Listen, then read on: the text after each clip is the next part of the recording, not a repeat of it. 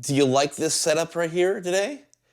I mean, I did get kicked out of my man cave because, well, my wife decided she wanted to take it over because she has to work from home because of this, epidemic of staying home. How does it look? I mean, I think I did a pretty good job considering that, I don't have a studio space with mounted lights that are like always there ready for me to go.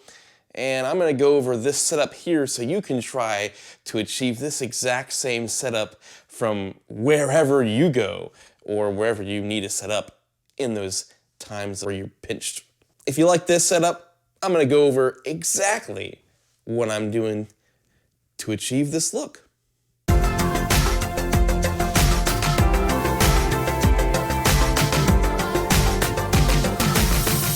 So what's up guys, my name is Paul and I run a channel that inspires other creators that your future is whatever you make it, and I do that through gear reviews, tutorials like today, and vlogs occasionally, But I am going to be strongly pushing this channel in the direction of doing a lot of stuff related to the Sony camera system because that's what I use here. So, I'll be doing a lot of stuff with my a6600, my a7 III, and a lot of lenses coming up. So if you are not yet subscribed and you want to know more about the Sony system or more about real estate shoots, hit that subscribe button and that bell notification because you won't want to miss any of this. But how am I setting up this little corner setup right here? Honestly, I just threw this. This is like a nice looking backdrop because my wife does a lot of design work for our house, and I just wanted to go into this area where it had a window light so I didn't have to rely too much on a really soft, big softbox or anything like that, because believe it or not, this setup here is really cheap as far as what I'm using to get this look. And I will show you right now and go through those details. One of the things that I'm doing is I'm sitting here in my master bedroom and there's a big oval window right here, so it's really bringing in just natural light.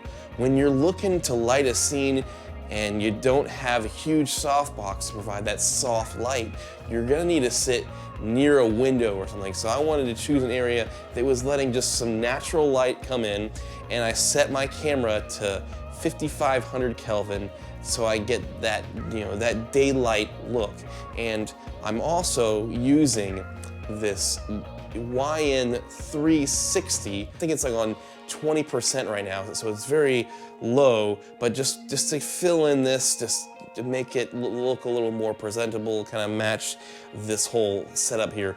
And so behind me, on a magic arm on this, mounted to this seat, I have an RGB light that I have just on a blue, just to add some pop for the background, and you could even go crazier, get a light stand up behind me, and do a kicker light so I pop off the background, but I'm just kind of go real simple here.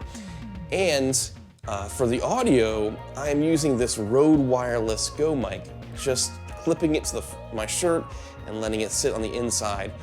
And that prevents me from having to worry about room noise a little bit less. Usually I prefer to mic like a shotgun mic right over my head, but just to make this setup a lot easier and all, I'm using this Wireless Go, and it actually sounds pretty darn good. I'm really excited to use this going forward for a lot of my real estate shoots, in which you'll see a lot more videos coming up in the future.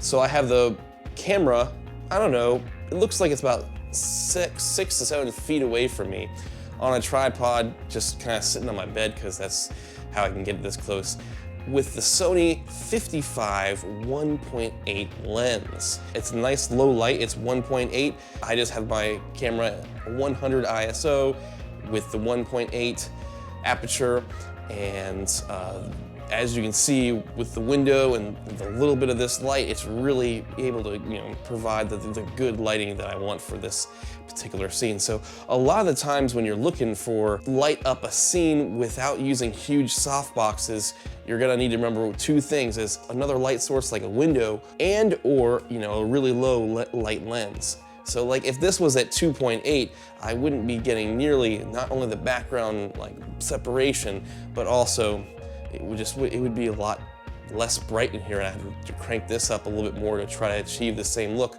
But I probably still wouldn't be able to achieve that because, you know, a lot of the light that's coming in right now is from this window, and with the low light of the camera, and it's just making this scene look a lot better. So using that 55 1.8 lens that I got from my buddy Michael Hankus on loan during this time for me to test it out, I really like this lens. It's beautiful, it's sharp, and that 1.8 is so beautiful. So if you're looking for a solid prime lens, the 55 1.8 is hands down one of my favorite prime lenses, other than the 24mm.